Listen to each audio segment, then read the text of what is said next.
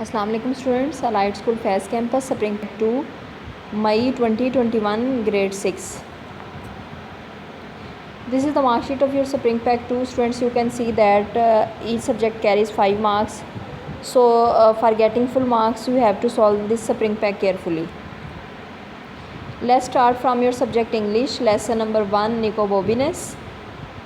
Students, for the better understanding of your chapter you have to read from page number 6 to 10 for the understanding of this chapter. Task 1 is given. Here are the words meaning. Number 1 word is extraordinary.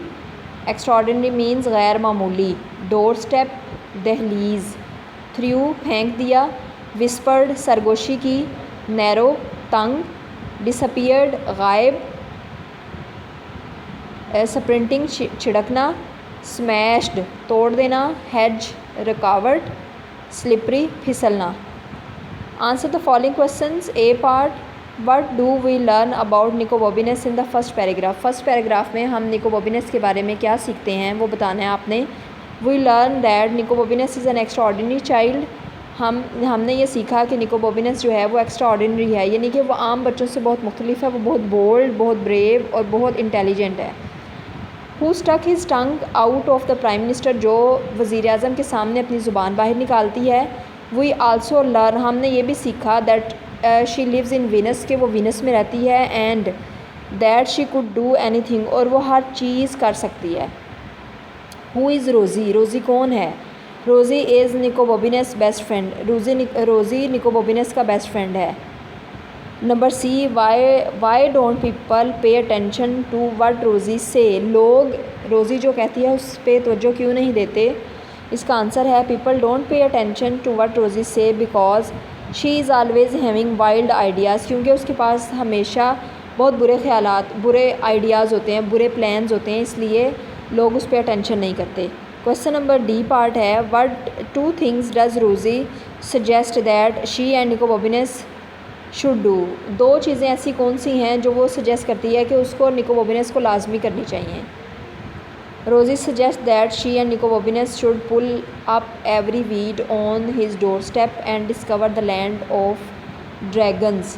वो ये suggest करती है कि वो निकोबोबिनस मिलकर घर के दरवाज़े के आगे से सारी जंगली पौधे जो हैं वो उखाड़ देंगे, सारी वीड्स जो हैं वो उखाड़ देंगे. And discover the land of dragons, और ड्रैगन्स को तलाश करने की कोशिश करेंगे.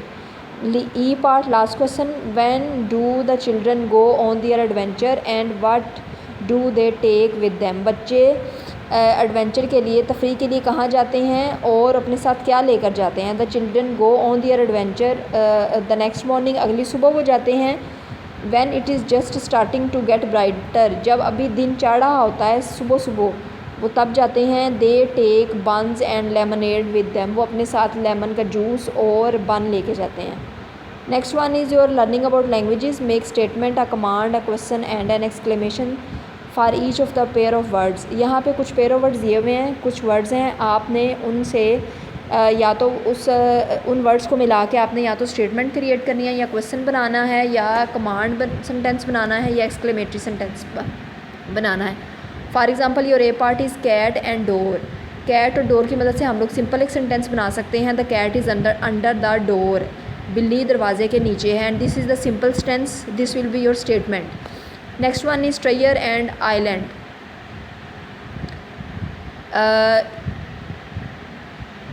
इसको हम लोग कमांड में कन्वर्ट कर लेते हैं या क्वेश्चन में कन्वर्ट कर लेंगे.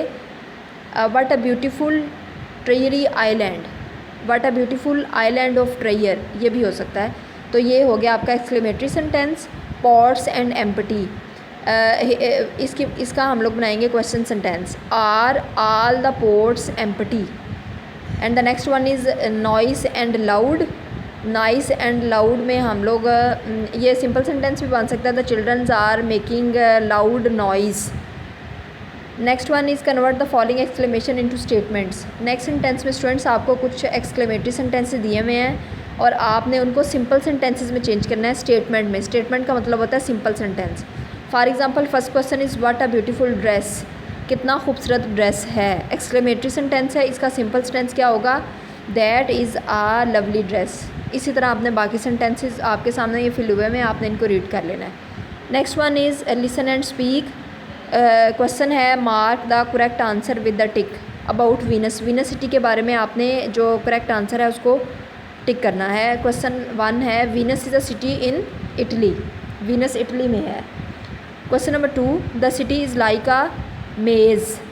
3 Venus is famous for its architecture. Venus जो है वो अपने आर्किटेक्चर की वजह से मशहूर है। 4 है the city is in danger of sinking. शहर जो है वो डूबने के ख़तरे से दो चार है। नंबर 5 Venus has lots of museum and cafes. Venus city में बहुत से म्यूज़ियम और कैफ़े हैं। Next one is your English B part. Number 1 is converting into statements question and commands. Here are some questions are given. These are the exclamatory sentences and you have to convert these sentences into command, question or someone else. For example, number 1 sentence is what a handsome man. This is an exclamation sentence, exclamatory sentence, and we have to convert it into a simple sentence. He is a handsome man. वो एक handsome आदमी है। ये हमारा हो गया simple sentence. Number A part में लिखा हुआ है आपका what a news sense. News sense का मतलब होता है पावरफुल, तो इसका हम लोग स्टेटमेंट में बना लेंगे she is a nuisance lady and so on. Students इस तरह आपने बाकी सेंटेंसेस को कमांड सेंटेंसेस कमांड्स ये एक्सक्लेमेटरी सेंटेंसेस दिए हुए हैं और आपने इनको स्टेटमेंट में कन्वर्ट कर लेना है। This is your activity. Next one is dictionary work. Put the following words in alphabetical order and then write the definitions of each words. आपने पहले इनको अल्फ़ाबेटिकल ऑर्डर मीन्स आपने इनको ABC के हिसाब से तरतीब देना है और फिर उनके मीनिंग लिखने हैं। The next one is your idioms. Idioms ये column match the following to form some well known idioms. Use them sentences in your own. पहले आपने इस कॉलम को मैच करना है और उसके बाद आपने इन ईडियम से सेंटेंसेस बनाने हैं and this is your activity. You have to solve it carefully. Next one is your English grammar portion. Question 1 is write a letter to your mother who is worried about your health. आपने अपनी अम्मी की जान के नाम ख़त लिखना है जो आपकी सेहत के बारे में परेशान है। लेटर की रीडिंग मैं आपके लिए कर देती हूँ। I received your letter yesterday. मुझे कल आपका ख़त मिला। I am glad to know that you are fine. मुझे ये जानकर खुशी हुई कि आप बिल्कुल ठीक हैं। I was running a temperature due to bad throat. मेरा गला ख़राब था और मुझे बुखार था। But it was a temporary element. लेकिन ये एक मामूली सा असर था। I have recovered now you need not worry about my health. I am perfectly all right. I am taking good care of my health and exercise regularly. I hope after these assurances you will stop worrying about me. मुझे यकीन है कि इतनी यकीन दहानी के बाद आप मेरे बारे में परेशान होना छोड़ देंगी। Pay my regards to all at home yours affectionately XYZ। Next one is your story a strange hen. एक अजीबो गरीब मुर्गी। Once there was a farmer he lived in a village he had a strange hen. एक दफ़ा एक किसान था जो एक गाँव में रहता था। उसके पास एक अजीबो गरीब मुर्गी थी। It laid a golden egg every day. ये मुर्गी हर रोज़ सोने का अंडा देती थी। He sold the eggs and got high price. वो अंडे को बेच देता और बहुत ज़्यादा कीमत वसूल कर लेता। He was very greedy. He wanted to become rich at once. वो बहुत लालची था। वो एकदम अमीर होना चाहता था।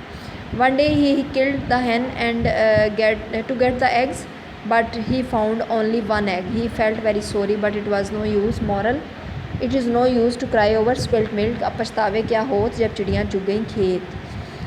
Next one is your creative writing. Here is the passage. One day a wolf felt very hungry. He wanted here he wandered here and there in search of food, but he could not find anything to eat.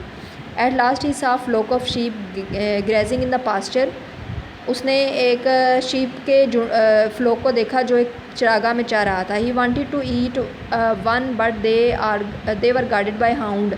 वो किसी एक भेड़ को खाना चाहता था लेकिन उनकी निगरानी कर रहे थे हाउंड्स कहते हैं शिकारी कुत्तों को। The shepherd son was also tending the flock vigilantly. जो गडरिए का बेटा था वो भी उसकी निगरानी कर रहा था बहुत अच्छे तरीके से। The wolf found himself helpless. भेड़िए ने अपने आप को बेयारो मददगार पाया। At last he hit upon a plan. आखिरकार उसके जहन में ख्याल आया। He hid himself in the skin of sheep and safely went into the flock. The hound couldn't find out the wolf in disguise.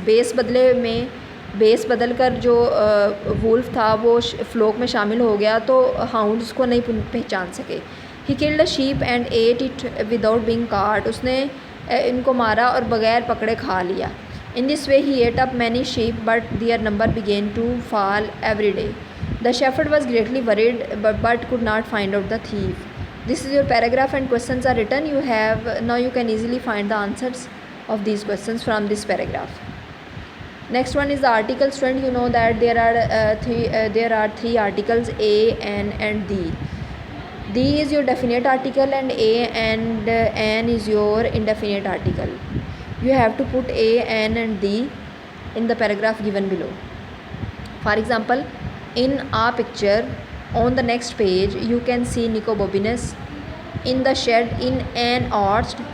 Poor boy, he is stuck now and needs to find the way to escape from a shed.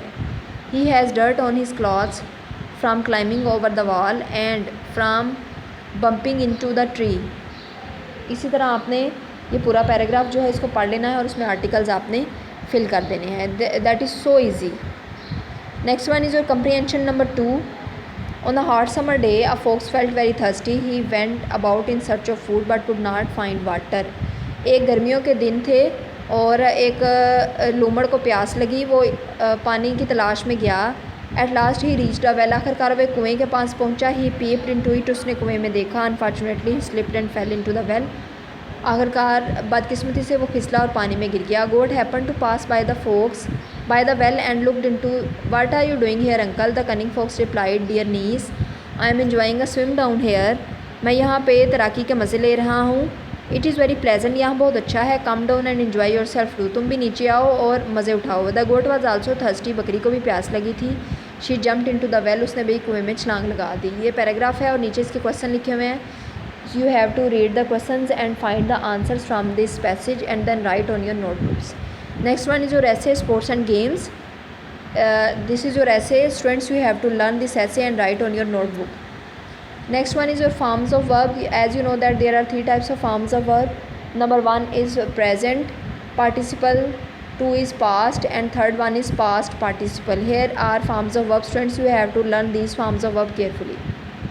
Next one is your tense. Present continuous tense. फ़िलहाल जारी. फ़िलहाल जारी उर्दू में इसको फ़िलहाल जारी कहते हैं. उर्दू में इसकी पहचान है उर्दू फ़िक्रे के आखिर में रहा है, रही है, रहे हैं वगैरह आता है. और इसका हेल्पिंग वर्ब है is, am, are. Form of verb इसमें fourth form of verb use होगी. Fourth form of verb means first form plus ing. Here are three types of sentences written. Number 1 is affirmative, number 2 is negative and the third one is your interrogative sentences. And exercises are also given. Students, you have to practice these exercises and after doing the practice you have to write all the spring pack questions on your notebook carefully. That's all. Thank you.